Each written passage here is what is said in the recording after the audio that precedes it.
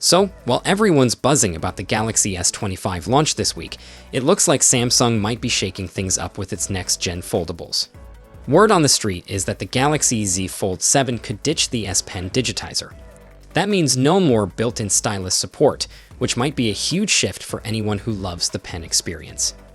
A couple of leaks from trusted sources, Jukan Wasrif and The Elec, seem to back this up, saying there's a solid chance that the Z Fold 7 will launch without the digitizer. If that's true, looks like the S Pen would need to be charged separately from the phone. We've kinda seen this coming, especially after Samsung dropped the digitizer in last year's limited edition Z Fold Special Edition in Korea. No digitizer meant no S Pen with that phone, so if they follow that trend with the Z Fold 7, we might have to find a whole new way to carry around and charge the S Pen. And hey, it's not all bad news.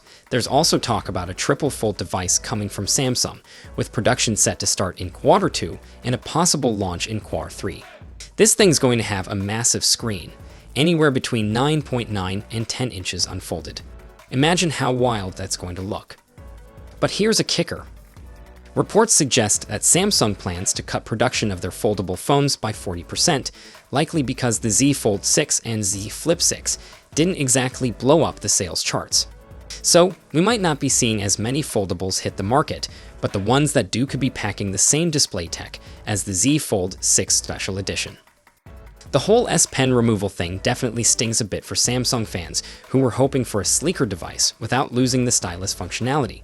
But hey, if it leads to a thinner, more pocket-friendly Z Fold, it might be worth it, right? So, what do you think?